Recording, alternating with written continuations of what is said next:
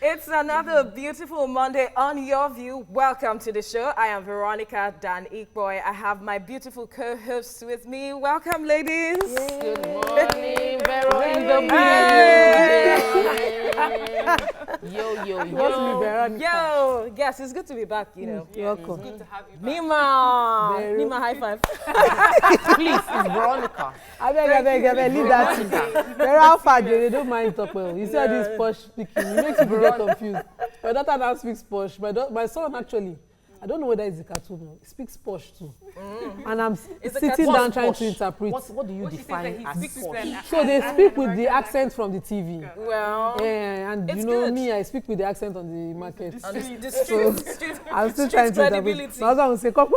What did he say? And he's talking, and when he does something, he'll say, oops. Oh no! Welcome to my household. That's the regular thing. Anyway, good to see you again, I did it ladies. from So the good to see you. Let's start with talk about how was your weekend? Very, very busy, interesting, long weekend. So I went to Benin, I went to Anambra State. I crossed the Niger Bridge, and my husband was like, don't break your neck looking for this second Niger Bridge. Because I kept turning, where is this? Where is the construction taking place? So I saw the yard.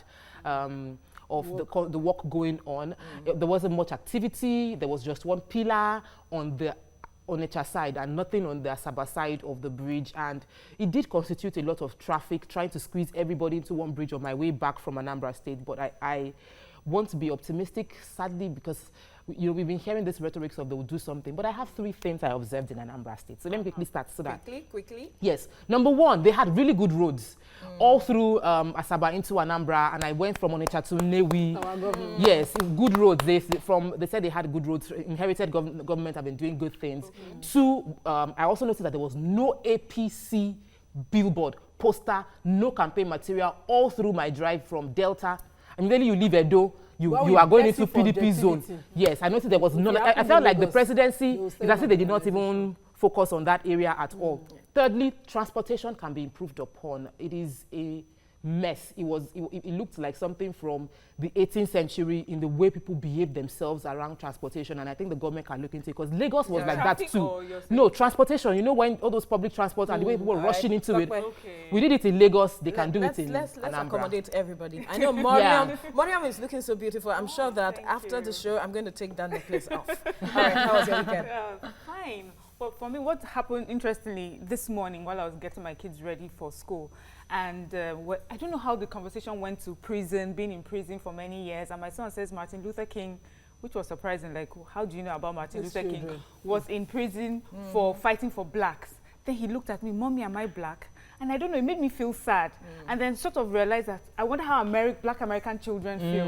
It made me feel sad because my child has never been black or yellow, he's just been who he is. And my daughter was like, I'm not black, I'm light brown. He says we're black. I said, you know what? Leave the color right now. You are who you are and you're beautiful. It's not about your color. Yes. But imagine those living in those societies and they're having to where they are explain to judged, them. where they are judged by their These color. divisions were man-made.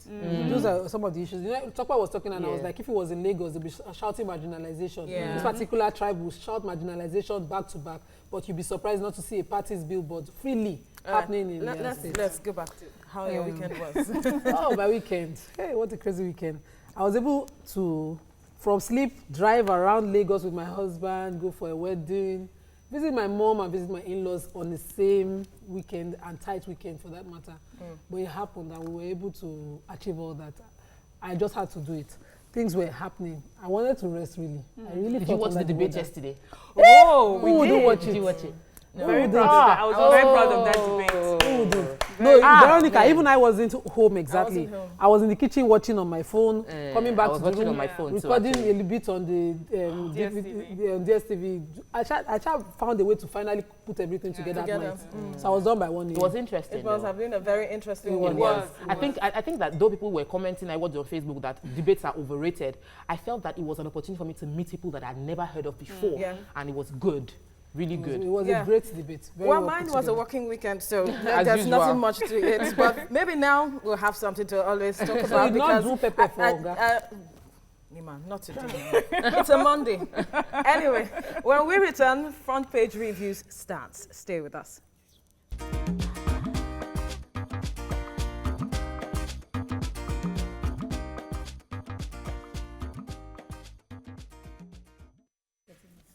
Okay, now, so let's look at the papers, and we'll start with the Punch. The major screaming headline, if I may say, ignore CCT summons, South governors tell CJN. You find that story on page 2 of the Punch. And then we go to death toll in Ekiti truck crash rises to 15. A really sad story there. NPDC seeks 967 billion naira to develop oil reserves. We have fresh crisis looms over new minimum wage. Thugs attack Saraki family, quarter injure. Police file charge against Melaye to present 8 witnesses. Who has what story? Thugs. Let's start with this death toll in Ekiti truck crash. Or you want to start with the CGM story? Yeah, the Report Do, Ifelodu local government of Ekiti State, experienced a tragedy when a brake failed. This truck was carrying campaign materials of one of the senatorial aspirants within that locality. He had rice and all of that, and rammed into a group of people and into a market, yes, and we lost 15 people, including a copper, a mother and child. It was a really, really sad experience. According to the paper, the death toll is still rising. Yes. Unfortunately, I saw the other side of the story on the news when they took it. An eyewitness was saying someone was doing a one-way drive, and this driver had to swerve and then found that his brake had failed. If someone had not done a one-way drive, probably would be able to slow down, because when your brake fails, slow down gradually till you're able to get to find a stop rather than going to the market. So 2 people were guilty, and unfortunately, and there were other arguments as to there was no quick the response. driver did not know, they understand the route. Exactly. Then there was no quick response from the emergency management from Ekiti State. It had to be a private tow vehicle that helped initially, and they came on a Sunday. That the accident of that magnitude should have been responded to immediately. So a lot of issues: one-way driving, failed brake, untimely intervention by the emergency management in the state. Who is looking at the Melaye story? Okay, so the distinguished Senator Dino Melaye has been charged for alleged possession of gun possessions. They said that they had gone into his house, the police had gone into his house with a warrant to search his premises, and in the premises they found a pump action gun and several bullets. There were 8 witnesses. So the witnesses were the 6 police officers that were there and 2 people who were painting his premises at the time. And one of them said what he saw was that the police came in, and under some flowers, they found the gun and the bullets. I thought they were saying it was gun running. Does having one gun constitute gun running? Does he have a license? Then we should find out. But isn't gun running? It could be possession. So let's see what happens. But this thugs attacks Saraki family, quarter injured. I think it's at Baje local government. Saraki had earlier, this same area was attacked last week Thursday, and the Senate president had already said that they are suspecting that there will be an attack on their people, and it is back again. Happened yesterday. The attacks, people are in the hospital. Can we please conduct our elections without violence? Can we not fight each other because of politics? Yeah. All right, quickly, the screaming headline, ignore CCT summons, South governors tell CJN. We all know about that story. So we'll take it here in The Nation, where it says, legal giants clash over CJN on Ogen's trial. Well, the same story, the Ekiti story, tears flow as 15 die, 4 injured in Ekiti trailer accident. Fashola, no provision for Mambila power. Buhari summons emergency FEC meeting on minimum wage. Nima, you have the story, right? Who doesn't have it in Lagos? So the Chief Justice of Nigeria has been found guilty of not conforming with certain... Found guilty? Found wanting for not complying with certain sections of the CCT, the Code of Conduct declaring his assets. Of declaring his assets. And he has admitted in public news that he forgot. So we have an admittance. So those issues are clear.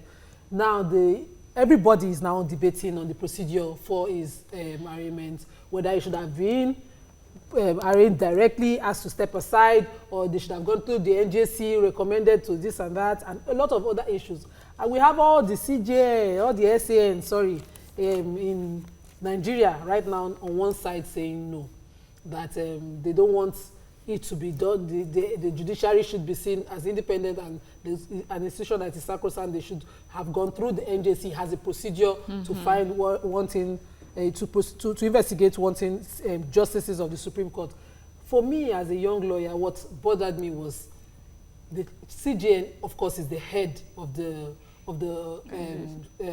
NJC.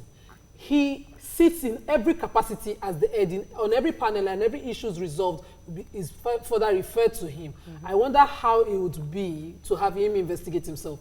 Then number two, there's a provision that says the National Assembly, at some point, I think the Senate, should be the one to recommend his removal to the president. How do we do this within the space of time?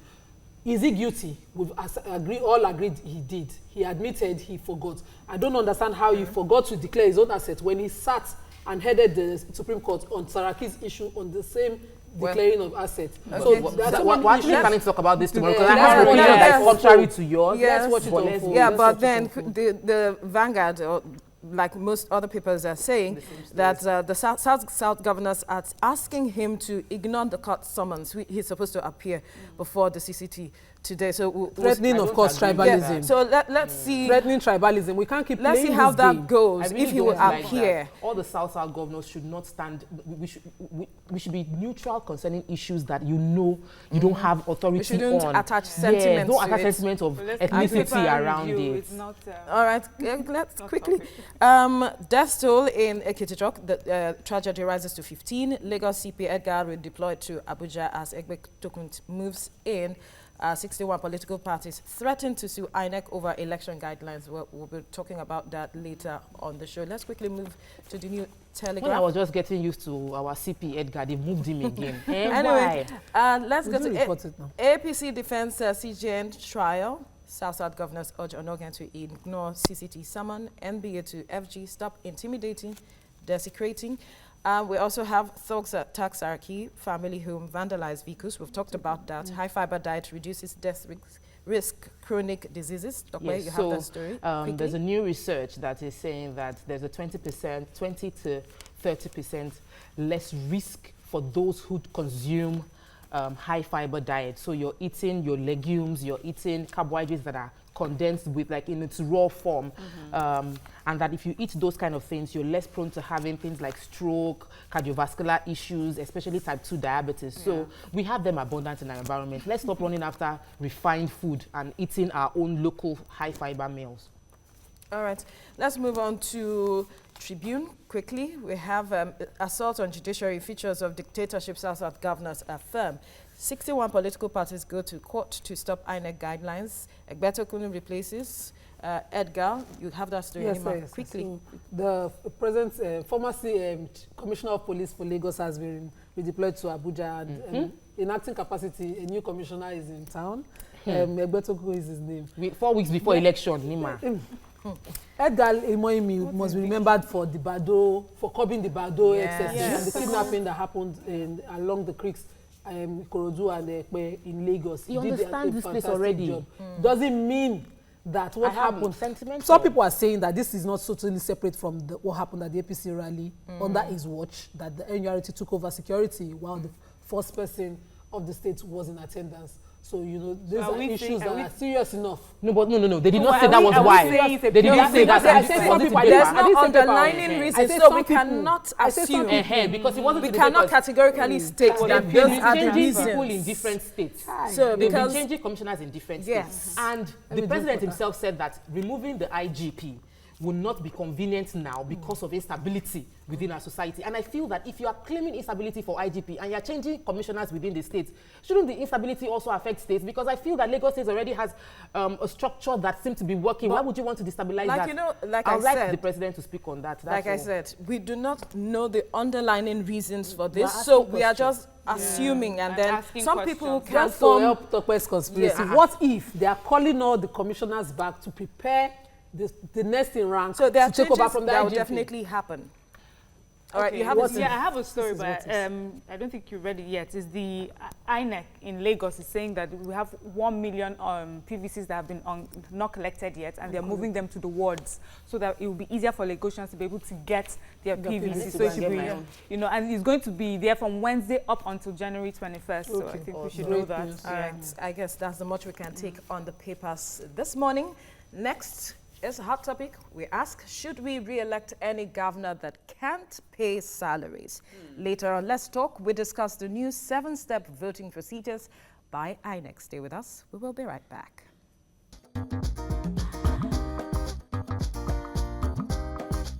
Stay tuned. Your View will be right back.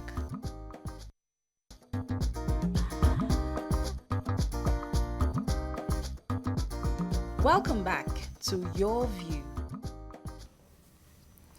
Well, thanks for staying with us. Now, as the 2019 governorship election draws nearer, President Buhari has advised Nigerians not to re-elect state governors that have formed the habit of owing workers in their state civil service many months of salaries, despite receiving bailouts from federal government. According to him, quote, I see no justification in governors collecting bailout funds from the federal government and still fail to pay the salaries of the civil servants, end quote. What are your thoughts on this? Join the conversation on 070-8066-8014. Tweet to us at TVC Connect with the hashtag YourViewTVC. Well, ladies, The problem different expression. No, yes, I just remembered the yesterday's debate, and when Victor Oladipo was saying that all of you we have abundance of ideas. You all have, you know, many ideas on how to solve the problem.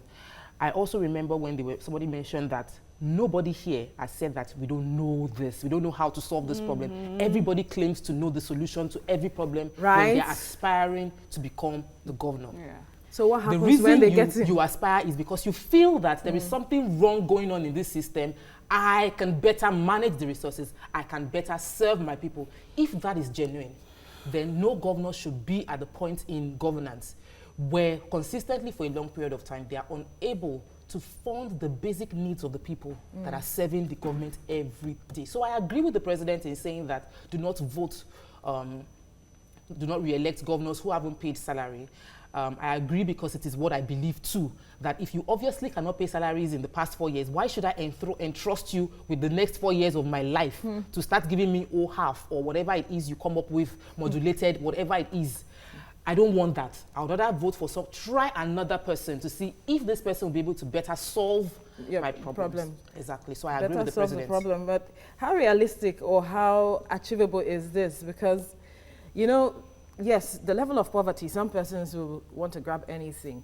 These people will always ask, you know, I'll do this for you, I'll do that for you. There are bailouts. But can for a governor to successfully, you know, fund anything that is going on in the state, pay salaries, there are other things he wants to do with this money. No, But the bailouts, were they not given specifically? What they are supposed to do with this money, to pay salaries. To pay salaries. So that is what you were specifically giving the money for. And then you cannot come back and say that, well, we had so many other things that we wanted to do with the money. And so for me, I agree with the president. If you cannot pay, yes. If we cannot because it's the right thing. Yeah, it's the right thing. And I'm happy that he said that. Because, you know, a lot of us, the way our politics is here in Nigeria is, it's about your religion, where you're from. You know, it's never really about the issues. And so if we have the president saying to you, you out there, don't bother about where they're from or who they worship or what they worship. That is why I'm asking that. Do you think this will happen? Who they can people pay. will still not vote these people back in? That's the problem. People in Benue still, State, because of this in biases, Benue State this morning, religion, where we're exactly. from. So we're, So we're in Benue teaching State, you what this morning, the papers carried the governor of Benue State campaigning along religious lines, insisting that the president, you know, failed the people who wants to Islamize Nigeria and all those sentiments, campaigning along those lines because, of course, like the presidency said, he's failed to pay his workers' salaries. This same governor gets his security votes fails to do the needful and says, I'm not in charge of security, I'm not entirely in charge of security in my state, and watches people die. Yeah. When we have governors from Borno going and appealing to the president on strict measures that should be taken in the state to the point of tears. Now, when we see these things happen, I need the people that, you know, these people govern to look beyond the personalities. Listen and see what they can do. You've had 4 years. Why do you want to get another 4 years that you will not do well? If, as a governor, you are approaching the state's resources, you don't have ideas of how to put resources in place to generate funds and grow IGR within the state to the extent that even when you get bailed out, you can use bailout specifically for what it is designated for, and then face governance with what you can generate. You're not fit to be a governor. So, you know, yes. So we sit here every time and we say it, and people claim that the NLC seem to be inconsiderate, and I disagree. I think these governors have gotten too comfortable. If you are going there, kudos to Governor Baseki, because we have been paying. if you are going to approach the civil service, no. So we must hail the governors that are doing right. Hail those who have been paying. You know, my eyes are on Governor Baseki. Okay. From Lagos here, I'm watching this particular governor, and I love the fact that he has 3 things that he has done recently. So I don't really go out at him like I would have loved to, because he's not really failing his people. He's doing what he should. Yeah. So the salary payment is key. You can't put together a workforce. It's important. And you owe them. So the presidency made this speech. And I remember going back to yesterday's debate, because I really enjoyed the debate. Before the end of the debate, they were asked that. Would you want to take the call and I'll continue? Yes. We have Chizoba on the line calling from Ikotun. Welcome to the show. Now you can go ahead with your contribution. Hello, good morning. Good morning. Good morning. Yeah, I want to speak on the topic. All right. The thing is, first of all, what the president said is right. But then, if you are to elect the real person, the real people, he won't be there. And again, they should strictly do the selection of people on seats and not just anyhow. That's just the thing. He's right in what he said, but then we didn't allow us to elect the right people. If you allow us to elect the right people, the right people will really be there. That's my contribution. All right, thank you, Chizoba. I want to face the president, because when he was coming into government, he made promises, and I think it's beyond payment of salaries. Salary is just one part. The demands from the government is beyond just giving us money every month. It is that we have security when it comes to our houses. We can go home and rest. We can go to the hospitals and not be buying syringe at every point in time we want to get an injection. So what exactly are the promises every governor makes before becoming the governor? What promises did the president himself made before becoming the president? How well has he done in fulfilling those promises to the people? How well has he provided security measures to the people, because he was supposed to give us security? So should engage. Exactly. So if he's saying that we should not vote governors that don't pay salaries, we should also ask him that, how well have you delivered on the promises you made? What are the metrics with which you are using to judge yourself so that we would re-elect you? It should cut across. It's just about, salary is just one part of what people are expecting, because not all of us work for civil service. Salary is one part, very important, but should governors be even taking bailouts in the first place? Each state have resources that they can use to enhance their states. But go ahead, Miriam. Well, you know, for where we are right now, I hope that maybe these are the very last bailouts that we'll, we'll receive, that maybe the next election will bring about a crop of governors who are knowledgeable enough and well experienced enough, to raise revenue. But Yakub, quickly, welcome to the show. Go ahead with your contribution. Yeah, good morning, Veronica. Good morning. And then good morning to the remaining co-host in the studio. Good morning. Let me begin by saying, Mr. Nima, I think I disagree with you for the first time this morning that you don't want to blame Labour. I hereby to blame Labour. You know why? Okay. These are governors. We don't really know how much they are taking home.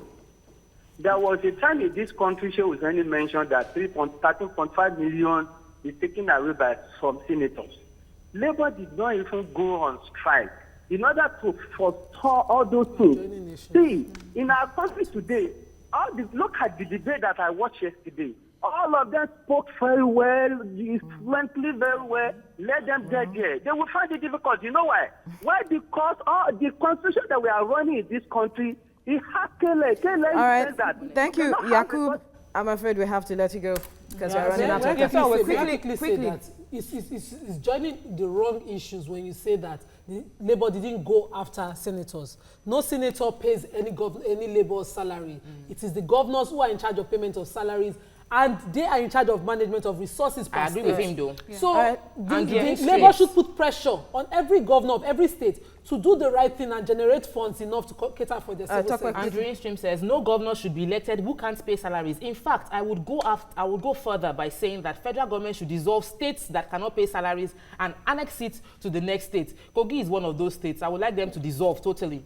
Honorable Ademola Alalade says if a governor gives a flimsy excuse on why he can't pay minimum wage, he should be kicked out. But if he has done the needful to give valid reasons on why he can't pay, then he should be given a chance and be re-elected.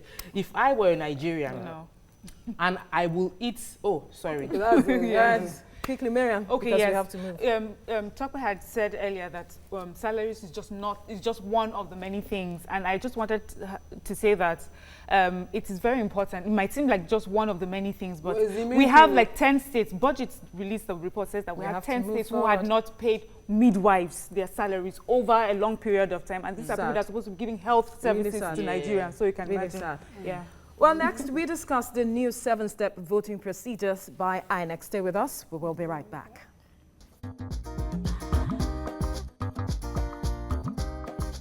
Stay tuned. Your View will be right back.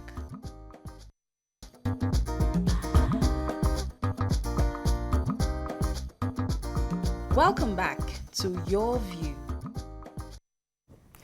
All right, thanks for staying with us. Now, prior to the coming election, the Independent National Electoral Commission, that's INEC, has outlined a 7-step voting procedure for next month's general election.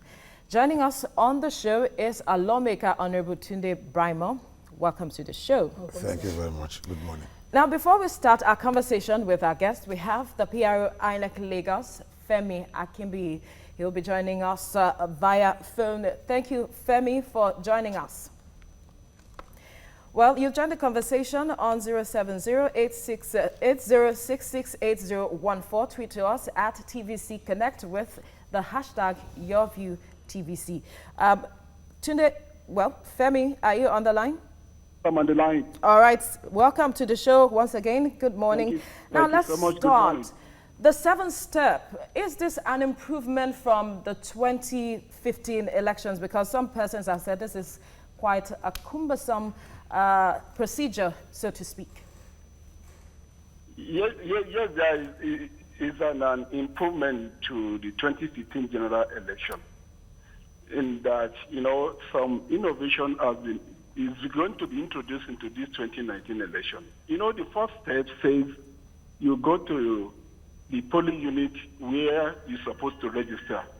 And then you key up, you see the first official you go to, APO 3, will show your card, your PVC, to determine that truly you're supposed to vote in that polling unit. Now, what we discovered before is that many people go about different polling units where they are not supposed to vote.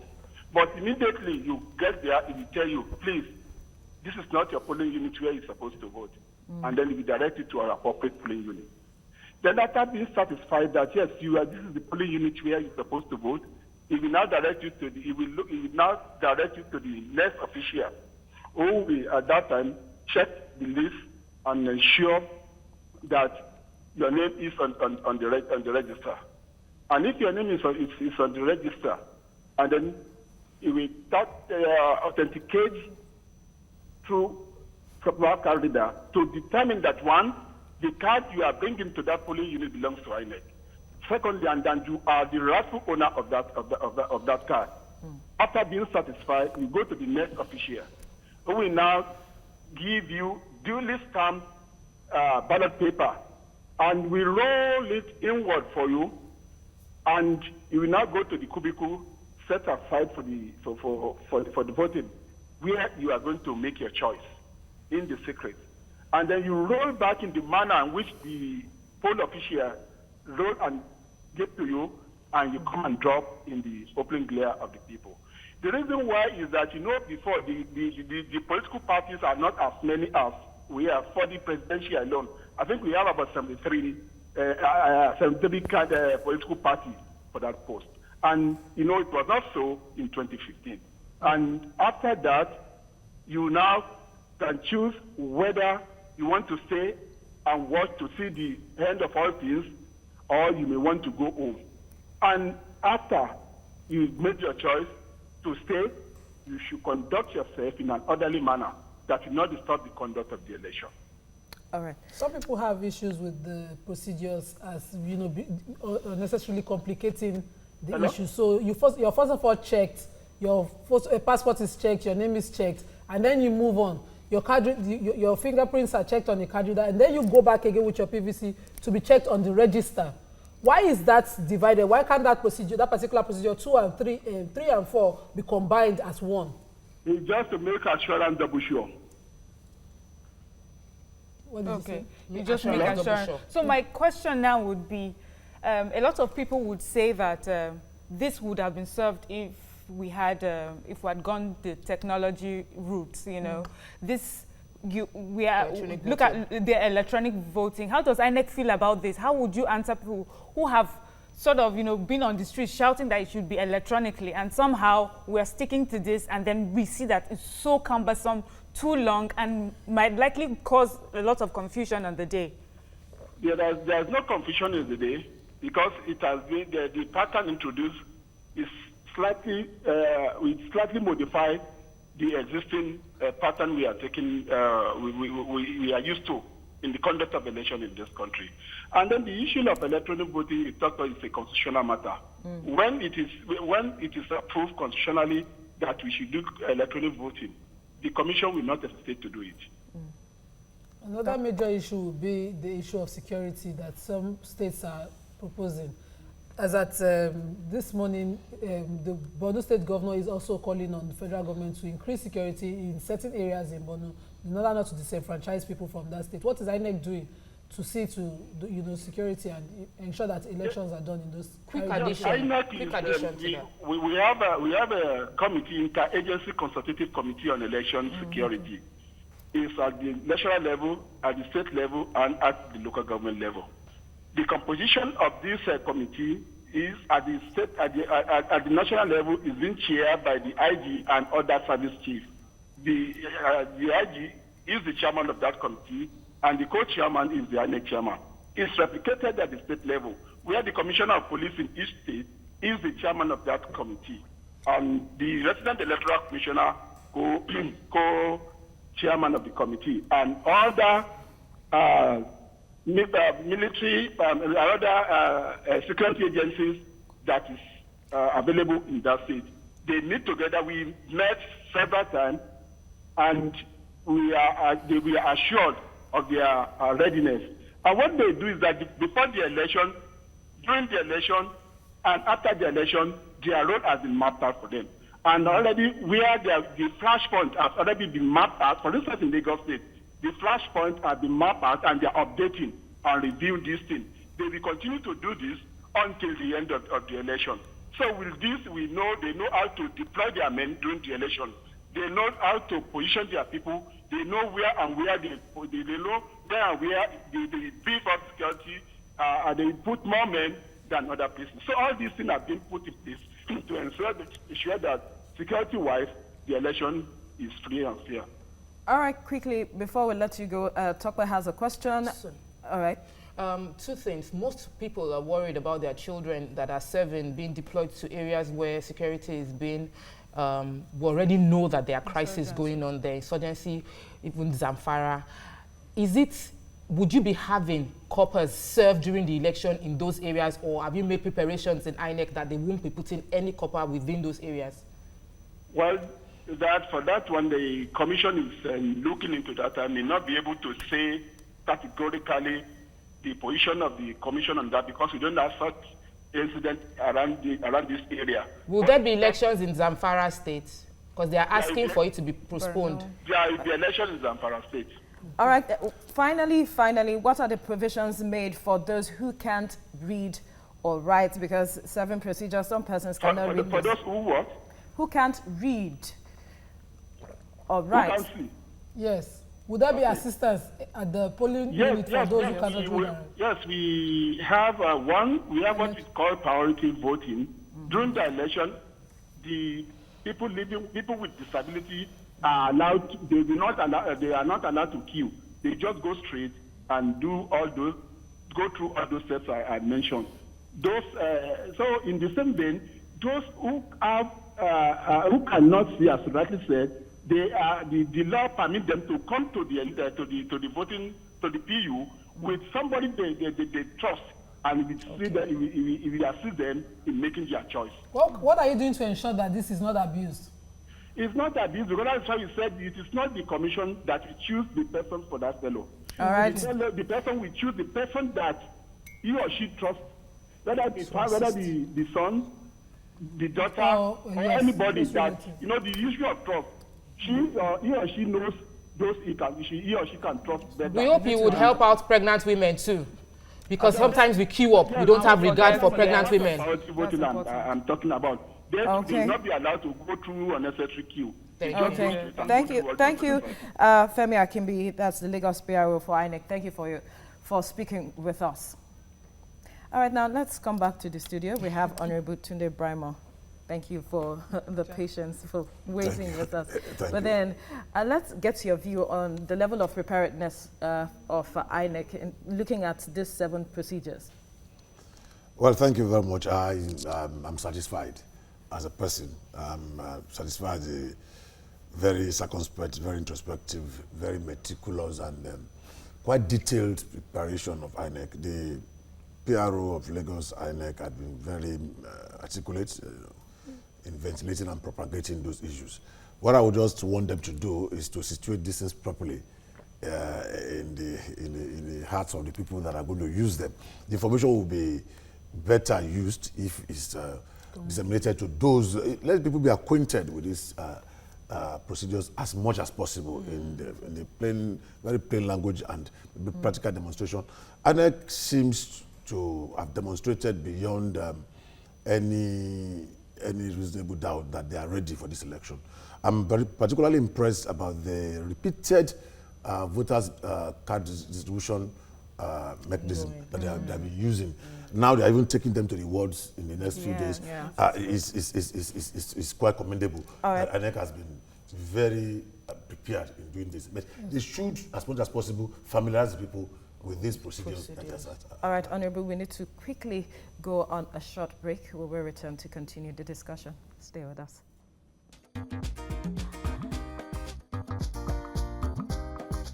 Stay tuned. Your View will be right back.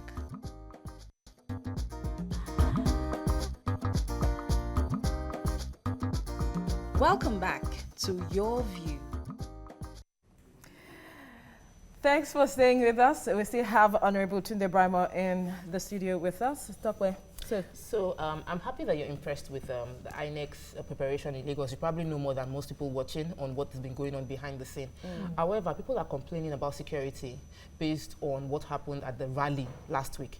That if within a rally that the police is aware of, within a rally that had the commissioner present, yet we still had the event taken over by hoodlums. How are we sure about elections to step out and not be scared that hoodlums will come and hijack things within our polling units? Well, let me say that what happened last week at our rally, our flag off rally, was quite unfortunate. But it's just an isolated case. It's not as if we have not been having political activities before or even after then. We've had a series of political activities, maybe not of that magnitude, or maybe not in that mode exactly. But we've had many rallies. We are still having rallies. We are still going to have many more rallies.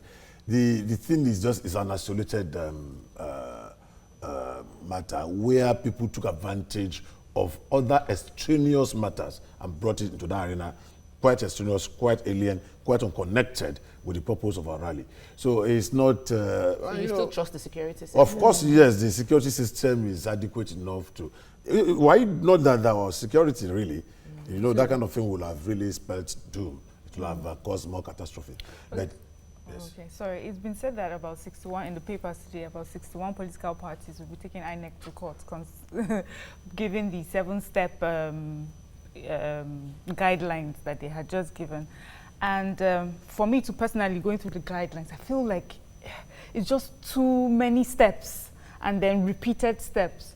Do they have a case? Would it stall the election somewhat, or is this just something that will, you know, be swept under the carpet? You know, in an electioneering, or when elections come up like this, there are leaders, there are transformational leaders, and there are also transactional dealers.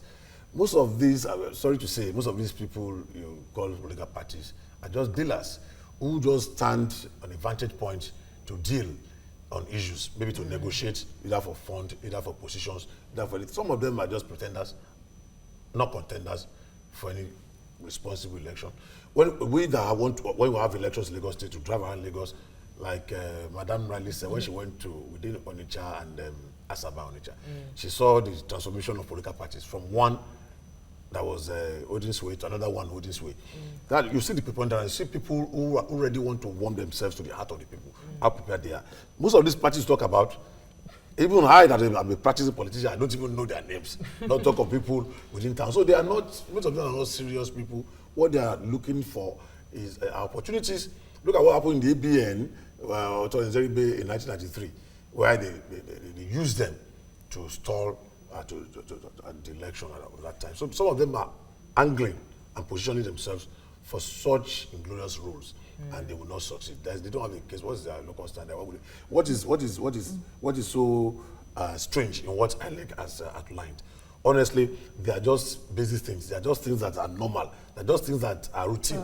So I wouldn't know what exactly. Like I've said, they are repeated, and the man responded that the repetition is just to be is good to err on the side of surplus. It's good to err and to make mistakes when things are repeated, and to be sure than to meet it and cause something.